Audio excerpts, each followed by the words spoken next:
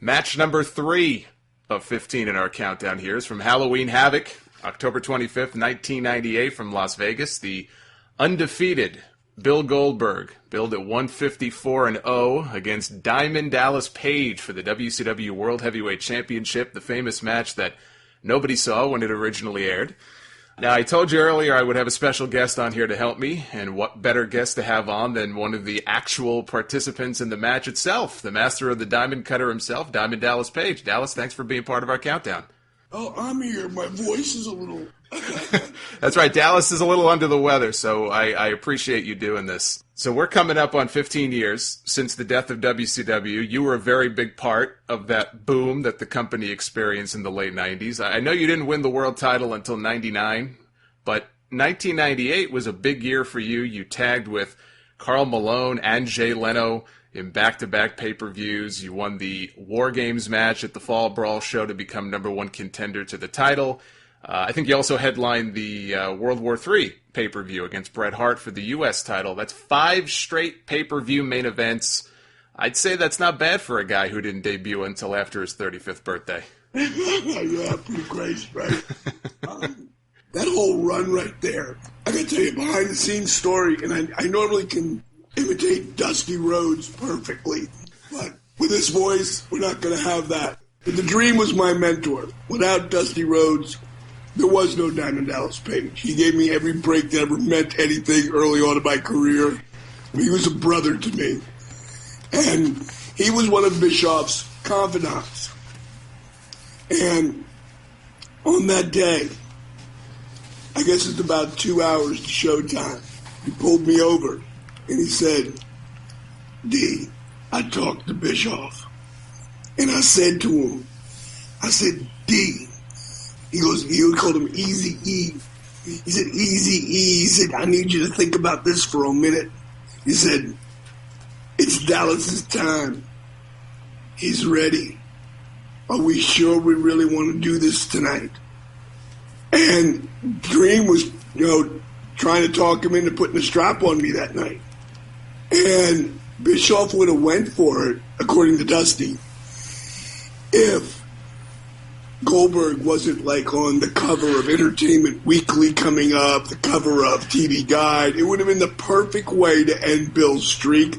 It would have jettisoned me to the upper stratosphere. It would have been insane. And I had a great run. I was totally happy with my career. It's just, I was the anomaly. My career should have never happened, which just shows you what's possible. And the fact that Dusty, who didn't really believe in me as a wrestler starting out, he believed in me as a character. He believed in my creativity. He loved me in the office. He would ask me about ideas, and it was really, really cool to have one of the guys you grew up watching, idolizing, respecting you enough to want your opinion on stuff. And for Dusty to have gone out of his way and really trying to make that happen at the last minute, I would have fainted if they told me, if he'd have pulled me over and told me that was actually going to happen. But it was a crazy little fun behind the scenes thing, and this is one of my favorite matches. Yeah, I mean, it's one of a lot of people's favorite matches. That was actually a question I was going to loop back at the end, but I'll bring it up now. So, in terms of Goldberg's streak, it didn't end here, but it ended 2 months later, and I was going to ask you, in a perfect world, because I think a lot of people would agree it probably didn't go down the way it should have. Who, in your view, maybe yourself, who do you think would have been the right person to be the one to end that streak? And from what I'm hearing, I mean, it sounds like you think that night it probably should have been DDP. Well, it wasn't even, forget DDP.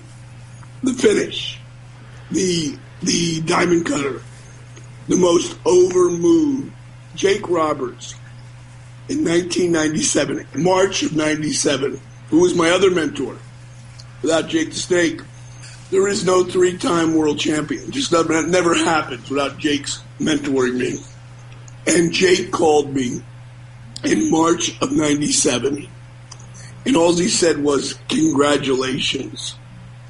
And I said, congratulations. I go, Jake? He goes, yeah. I go, congratulations for what? He said, reinventing the DDT. So my move was the most believable move in the business. And it came out of nowhere.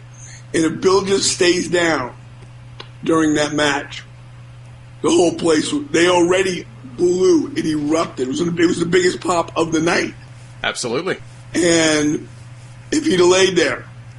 Now, one of the behind-the-scenes thing, again, on that match, it took me 3 weeks to convince Bill Goldberg that he had to miss the spear one time. Like, he did not want to miss that spear. And we did it, like, 2 different times. Like, one time where he comes in the turnbuckle, and I flip myself over the top rope. And he hits the pole. And he really hit the pole, too. And later on, now there's the miss, right? He's going to hit me with it, and I know it. But when he hits me, I know Bill was blowing through guys back then, and I mean, like, literally. They kept giving him bigger and bigger and bigger, like 400, 500-pound guys that didn't flat back bump. So, Bill's a shooter when it comes to tackling, obviously. Played in the NFL 7 years. He may not have been a big star, but just to be there and last for 7 years, you got to be a badass son of a bitch, you know? Of course. So when Bill goes to hit me, I'm a napkin. And when I say a napkin, I mean like you're going to be spearing a napkin because I'm already going to be gone. When you're coming at me, I will catch up to your momentum, and I'll never even feel you because I know Bill could kill you with that thing. So when Bill comes for me, he's so, like, going to get the spear now that he missed it before. Watch what hits the mat first. It isn't my back. It's his head. And if he doesn't have those huge traps, Bill Goldberg would have been quadriplegic. Yeah, he wouldn't have been getting up after that. Well, it's funny you mentioned the spear. It looked like no fun for you. He looked like he absolutely obliterated you with it. Yeah, but again, he never hit me. Well, that's the beauty of it. Now, to just take it back a little bit here, just to go back to the beginning, I think one of the things that made the match so it gave it a big fight feel were the entrances. Of course, with Bill, they showed him busting through the door, walking all the way from the back to the ring. You had Michael Buffer doing the ring announcing. It was just a different dynamic because it was 2 fan favorites, which was very different. We really had not seen Goldberg in a match like this before. And the crowd was kind of divided. You had a lot of DDP fans. You had a lot of Goldberg fans. Now, Goldberg, he did an interview recently. I don't know if you heard this, but he said that this match was, in his words, no doubt the best match of his career. He said the reason he never had another match like it was because he never had a main event with you again. That's some pretty high praise right there. Yeah, Billy actually, I think over the years, he realized how important that match was to him. You know, he called me. Him and Jericho had a hell of a match when he was in the WWE. And he called me after the match. And he thanked me for the match we had in Vegas. Because that match set up a lot of shit in his head of what was possible. That he might not have think, no, we're not going to do that. And him and Chris wouldn't have had the match that they had, you know. Sure. So that was very cool. And Billy and I, you know, I was trying to get Bill in the business 6 years before he ever came. Well, you were the one who tried to talk him into coming to WCW after his NFL career was over. Is that right? Yeah, but I tried while he was still in the NFL. And was he just resistant to the idea, or what was his mindset at the time? Well, he loved football, you know, and he wanted to get his run. And once he got out, he didn't want a real job, you know. And you know, Bill's a great athlete, and I trained him a lot down the power plant, and I knew he was special. And when I started seeing what was happening with him, Eric Bischoff and I were tight, and he really respected what I thought of talent because I knew how to book talent and write stories and all that. And I walked up from behind him one day, and I put my hands on Bischoff's shoulders, and Bill was walking by one of his entrances. It wasn't his big entrances yet. Just him with his presence. I put my hands on his shoulder and I leaned in and I said, E, don't let anybody fuck this up. I hear this guy's special. I think of the 2 big WCW originals that really became megastars in that period. And I think of two guys. I think of Goldberg and I think of DDP. That's really it, And it was so much fun because my explosion came at a time when we started kicking the WWE's ass. That's right. I love some of these kids who were online, who were like, oh, DDP didn't ever get over until it was the end of WCW. I'm like, what the fuck are you talking about? My career came up as we were exploding. It was amazing. And mainly because Sting went into the rafters. When he went into the rafters, that mega babyface was gone. Now, all I did was from being a heel was turn my aggression towards the NWO, and I picked up such crazy momentum, and I was at the right place, the right time, and all the work I had paid in for all those years, it paid off. It's a great success story when you think about how late in the game you got into it.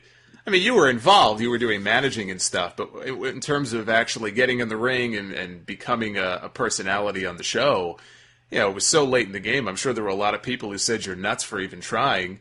And like you said, look at the explosion. Look what happened. 3-time world champ. Who could have predicted that? Michael P.S. Hayes is one of my best friends. And he, like Dusty, he early on, when I was a manager, got stuck in a car with Michael for 3 hours. Not stuck, got the pleasure of being in a car with Michael Hayes drinking and driving down the road. We're in the back seat drinking. We became tight, and he realized, he said, you're not in this to be a TV star.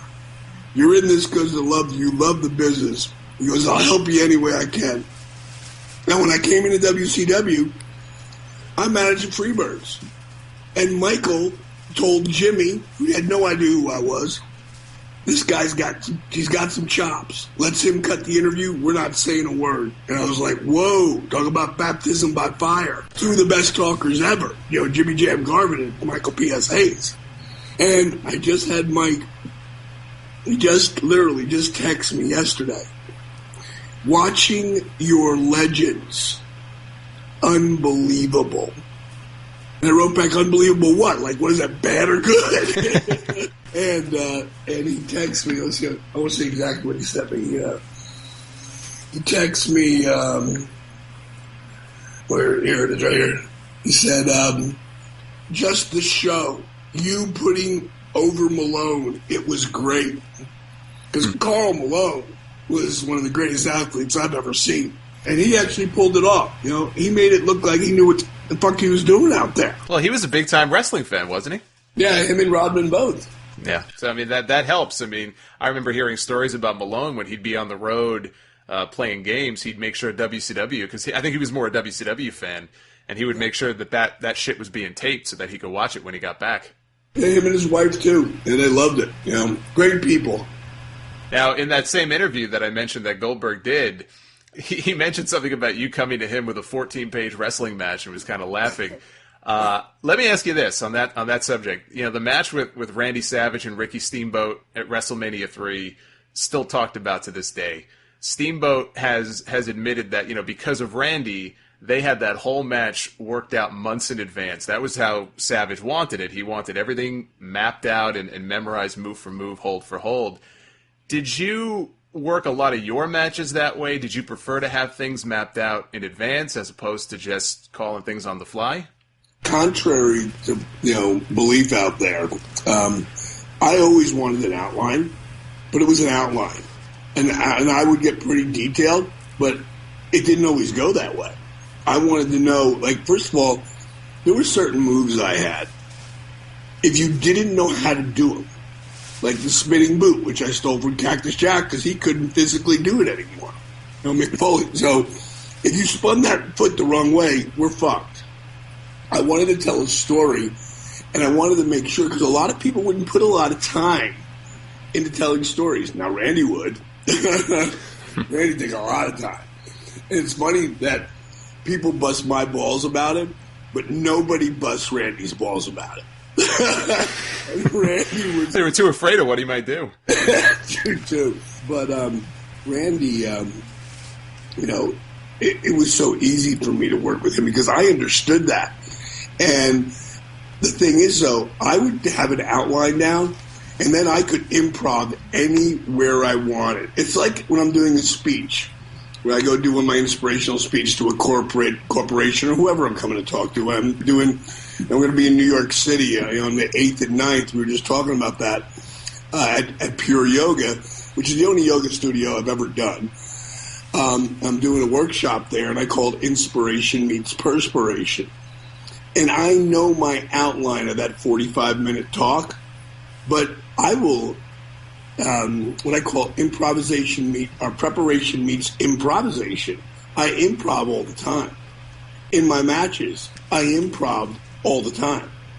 And the thing is, though, if you didn't, you never would have saw that match, which I'm sure one of your best matches up there is another match with me and Sting at Nitro. I'm sure that's got to be in your top 15 matches. Of course, I just watched that the other day again. And that match doesn't exist without the preparation and without Sting and I working together a couple times. So we knew different things that each other did. Completely different from the old days.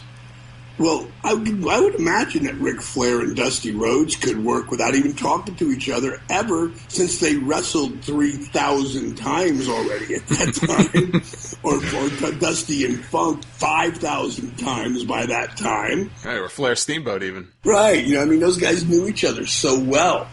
And we didn't get those long angles. The only person I had that with was Randy. We had a 10-month angle. And if Randy doesn't get hurt, I can't believe my voice just started to clear up. If Randy doesn't get hurt early on, like in that first match, they would have shot the second match second month, and it would have been over by the third month. But that's not the way it worked out, and that's why we got the feud of the year, because they had to stretch it out. So it was pretty amazing, Now, the match with Goldberg, I mean, you said before, he was obviously a very intense guy, not the most experienced at that point. I guess, what's your game plan? What are you thinking when you're trying to come up with ideas for this match? The first thing I knew, I wanted him to miss the spear, because that was something for, he nailed everyone with. And I wanted to show that his, super strength, superhuman being. Now, he really was super strong, so that was easy to pull off.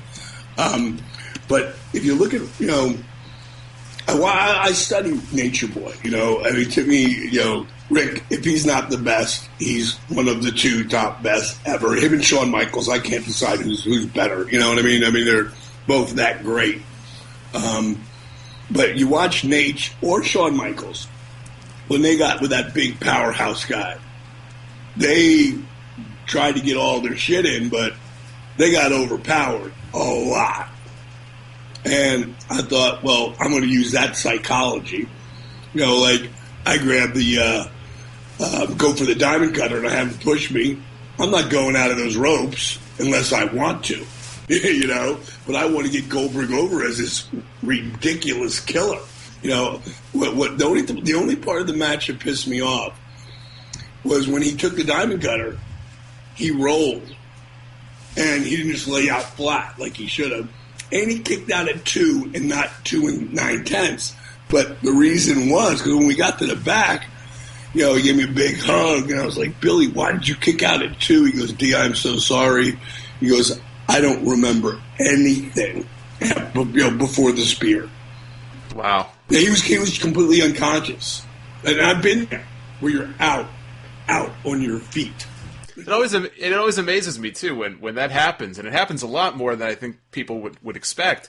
And you just go out, and yet a lot of these guys, they continue the match 5-10 minutes. They just know what to do instinctively. It's amazing. It really is instinct, and that's all it is. But it also has to do with the guy in the ring. Don't think after I had an outline that I talked in that ring the whole time. I was constantly telling whoever I wrestled what to do next. Unless they were putting heat on me, then I did their thing, and then I'd call home spots. So I could go out there and call all that shit. But I don't want to think about it all on the fly. I want to paint a beautiful canvas, and then I want to go, okay, we'll be able to change that with a little light over here and a little dark over here. And if the people don't buy that, I'll just flip to this. And that was the beauty of being able to do both. Well, when you hit that diamond cutter, like you said before, the place just exploded. It came unglued. Got a great near fall out of it. You had a little sequence there at the end where you went to suplex him. He kind of reversed it, hit the jackhammer, powered you up for the jackhammer, and got the pin. And look, I'm not going to argue with the man himself. Easily the best match of his WCW career, probably his entire career. One of the best of your career. Now, would you consider this to be your best match, or do you have another one that pops into your head? I have four. My top four are the first match I did with Randy, really the first and the second, but I call that one match. Of course, the one, you think about the first match for me and Randy Savage, Spring Stampede. We have the hottest angle in the world. Our promos are unbelievable. The work rate is second to none, because this was Randy's last big, hurrah. He's 45 years old or 44 years old at the time.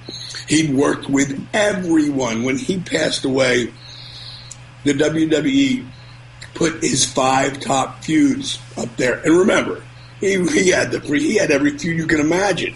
With Jake Roberts, he had it with Hulk Hogan. He had it as when they were the tag team. I can't remember what that was called. Mega Powers. I mean, he had the biggest angles ever, and our angle was in there in the top 5. So that just is unbelievable. And he did it at 44 years old, that angle. And his brother Lanny always told me that the angle is very special to him because it was his last big thing he did. And he loved my work ethic, Tell you a story about Randy Savage. We get all the way through, all our feuds. We get to the end of Thanksgiving, and our feud started in January of that year. So Thanksgiving, everybody's, back then they had beepers. Everybody's beeping me. Thank you, D. I helped over 30 guys get jobs in WCW. I helped 30 guys live the dream. And a lot of guys were calling me and thanking me. And I thought to myself, to who am I really thankful that doesn't know it? Like Dusty knows it. Jake knows it. My family knows it. My old lady knew it. Like, who doesn't know that I'm thankful for them? And I go, Randy. I pick up the phone, and I call him, and I get his answering machine like always. I say, Randy, I said, I know it's going to sound kind of corny, but, a bunch of the boys are contacting me on my beeper, and they're thanking me for helping them out getting their job or whatever. And I started thinking, who am I thankful for? Who doesn't really know? Maybe they don't know how thankful I am. And I said, dude, that's you. I said, and I just wanted you to know that I know that Diamond Dallas Page is not in this spot in my life right now if it wasn't for you. And I just want to thank you, bro. So he wasn't on TV that week. And I forgot about it. And when I see him backstage, he sees me. And he starts beelining, walking to me with that intense, crazy look and walk that only Randy Savage has. And you're laughing because you know it. And you just watch it on TV because you knew, I don't know what the fuck he's talking about right now, but whatever he's talking about, he's going to beat that motherfucker's ass. Like, you knew shit was on. You never even remember, because sometimes you talk in circles, especially in an interview. So he's walking towards me. He's like, come here, Diamond, come here. I'm like, man, what the fuck did I do? So I walk over, and he pulls me into this room. And he says, I got your message. And I got to tell you, I called my dad up. And I played it for him. And he said, Dad, did you ever get a message like this from one of the boys? And he said, no, Randy. He said, I never even heard one of the boys doing something like that before. He goes, I just want you to know it meant a lot. Thank you. And he gave me this fucking huge hug. Wow. That's who he was, though. You know, thank you meant as much. He had plenty of money. You know, thank you meant a lot to Randy Savage, you know. Well, I mean, it must have meant a lot to him because, I mean, he chose you. He wanted to work with you. That's how this whole thing got started. Yeah, you don't think I said, you know what, I think I want to work with Randy Savage. You know, and what was really amazing was the Friday before, because Saturday we didn't work before pay-per-views. They'd stopped that because shit was getting so hot. So we're in Florence, South Carolina. Now, every time I've worked with Randy during this feud before the angle, you know, before the pay-per-view, you know, I get left for dead by all the NWO guys because at some point I got them where I want them, and then they just come in and kill me every night. You know, this night Arn Anderson came in and we were both tying our boots up. I'll never forget. Arn walked in. He goes, "So, what do you want to do, Mach?" And he looked up. And he looked back down. He started tying his boots. He never picked his head up. And he said, I think I want to take the diamond cutter.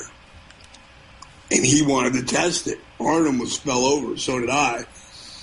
And, you know, we went out there. We tore it down. It was still in the beginning. It was like we had these old hockey arenas that held, you know, like 11,000 people. And we could sell out a 20,000, you know, seat arena in 7 minutes, and we had done that in numerous places. So now we're in a place that's only got 11,000 people, and it is just balls to the walls. It's so loud. And at some point, you know, during my comeback, Randy shut me off, and he went to slam it. He said, diamond cutter. And I pulled in a diamond cutter. The place blew the roof off. 1, 2, 3. It was almost like a moment of silence. And then the place exploded. And we're laying there, and it was like, as loud as it was like God put a cone of silence on us so I could just see me and him. And he said, looking up at the lights, well, I guess we know what we're doing for the spring Stampede tomorrow night. And I still didn't believe it. But if you take that match, when I beat him there, and then, of course, he left me for dead with the NWO, came back after. And he sold like a son of a bitch up till that point. And if you take 2 years later, it's me, Sting, Flair, and Hogan. You know, besides Austin and Rock, Taker, you know, Shawn Michaels, there's not 4 bigger names in the business, you know, or 3, I should say, with at that time Sting and the Nature Boy and Hulk Hogan. And Hulk wanted me to put him out and take his knee out on the figure 4 lock that Bret Hart did. I did that to him on the pole, and that put him out. And then it was me, Sting, and Nate. And for Nate to take the diamond cutter in the middle. And Randy Savage was the guest referee. He hands me the world title. So those are my top 2, along with the match with Sting, where I dropped the strap to him and win it back that night, and the match with Goldie. It's funny, the Sting match, I just watched that again the other day, and you know, Sting wins the title, and as they're coming out of the match, I hear the announcers going, you know, we got plenty more action to come, and it's like, wait a minute, this wasn't the main event? Because I didn't get the context at that moment. I didn't realize you came back out later and won the belt back. I was like, why is this match on so early in the show? You guys... Dusty had come up with that idea where no one had ever done it. Lost the world title and won it back in the same night. No one ever done that. You know, that was pretty cool, you know? Yeah, that was the match itself was great. And here's the thing I love even more about this match with Goldberg. I'm going to get your thoughts on this. You had Hogan and the Warrior as the co-main event underneath you guys, and they had, and I don't know if you want to say it, but I'll say it. They had one of the worst matches I've ever seen in my life. The match was just it was terrible. But the point is, they were two stars who were established somewhere else. You know, WCW brought in a lot of guys who first made their name in WWE. And here you have two guys with you and Goldberg. I mean, I guess other than that one time you drove your pink Cadillac to the ring at WrestleMania, two WCW originals who never worked a day in their lives for Vince McMahon. And I said this earlier, arguably the two biggest stars that company produced during the Monday Night War era. And you two went out there and tore the house down. That had to be a great feeling. Yeah, it really was. And think about that. When I drove the pink Cadillac, that was when Hogan did the job for Warrior. That's right. In WrestleMania. Now, here I am. It is at that point, I was 88 or 89. You know, it's like 10 years later. And now I'm in the main event. And Warrior, when he came in the company, he sent for me and Goldberg. You know, like, it wasn't like, go get those guys. It was like, hey, could you ask those guys to stop by? And me and Bill came by. This is when he first got to the company. And he said, I got to tell you guys, watching the two of you over this last year and a half, he said, you guys made me want to come back. He goes, I never thought I'd come back to the business. But watching how much fun you guys were having, he goes, that's why I got in this, because it was so much fun. He goes, at the end, it wasn't fun for me anymore. He goes, but I just, watching you guys, man, he goes, that's the reason I'm back. And that was a hell of a compliment, you know? Yeah, I mean, coming from somebody like that's huge. And then, like I said, to go out there and it was just not a good night. I think a lot of people had a lot of expectations for that match. It was, you know, whatever it was, 8 years in the making.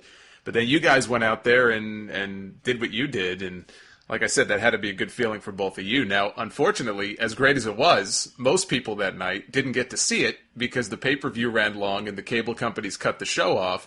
I think it might have actually been right at the end of the Hogan Warrior match. When did you find out what had happened, and what was your first thought when you heard it? Well, my first thought when I heard it, I knew that those guys, they went 40 minutes or something like that.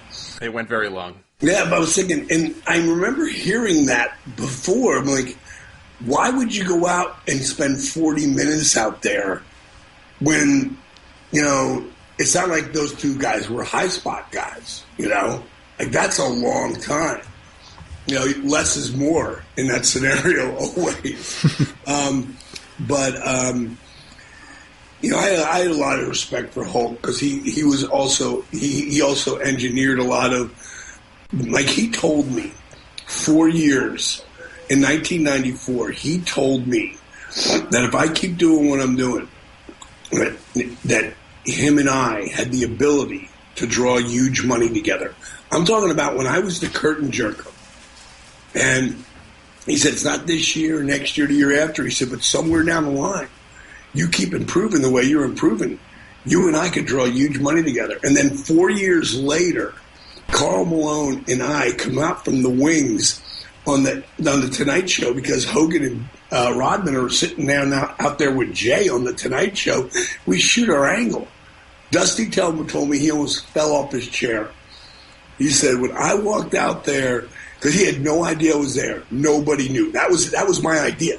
That was, you know, one of the, I had a bunch of ideas that, like, the NWO doesn't even exist. And I couldn't believe they put that over in the show that the WWE did, and Bischoff put it over about, you know, like, there is no NWO without me. You know, not that it was my brainchild, it was his brainchild. But I had a lot to do with putting it together. But Hulk and, you know, him to tell me that 4 years earlier that him and I could draw huge money together, and then bang, I'm on a Tonight Show. You talk about manifesting a dream into a reality.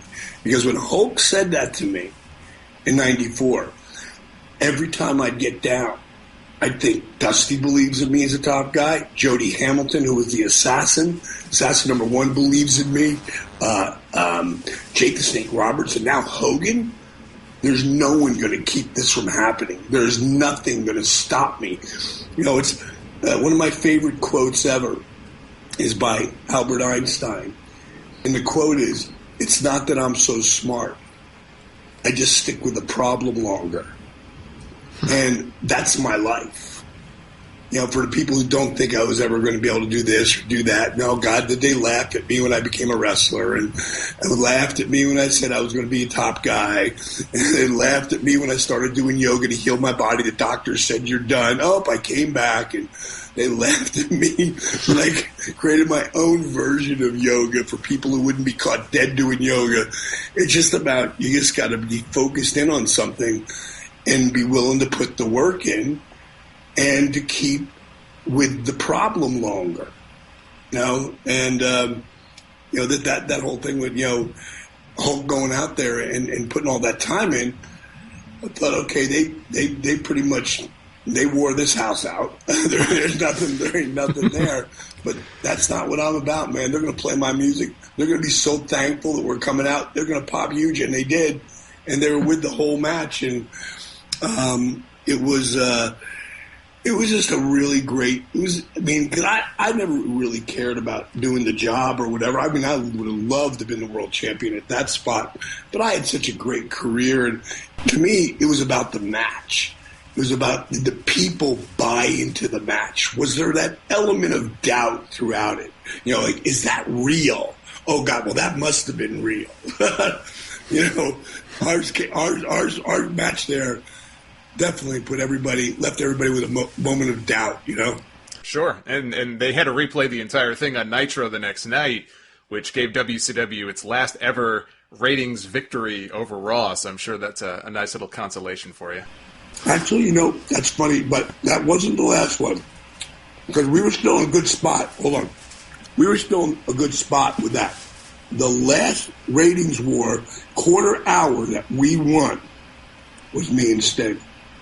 So that was in April. That's right. That was in April of '99. I guess I was saying overall, but that's right. Your match with Sting did very well. We actually, with that rating, I love the fact that they had to play it the next day, because I knew very few people saw the pay-per-views. There was a lot of people back then who watched them, but nothing like watched Nitro. No, not in the millions. Right, bazillions. So for me, we did like an 8.2 rating or some absurd number like that. It was ridiculous. And they got to see that match. It was a great match. And that's really what I cared about.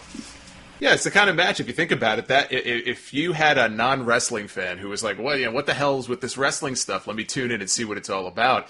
That's the kind of match you would want somebody like that to see. Absolutely. Because they would be like, wow, this is like that? I thought it was something else. Now, you can follow Dallas on Twitter, @RealDDP or @DDPYoga. People can go to ddpyoga.com for all the information on how to sign up for the program or get the app. All that information is up there, correct? Yeah, and I'm actually there all the time. Like, people, would think I have someone handling that, and I don't. I do it myself. Dallas, thanks for the insight. I appreciate it. Hey, bro, it's been your pleasure.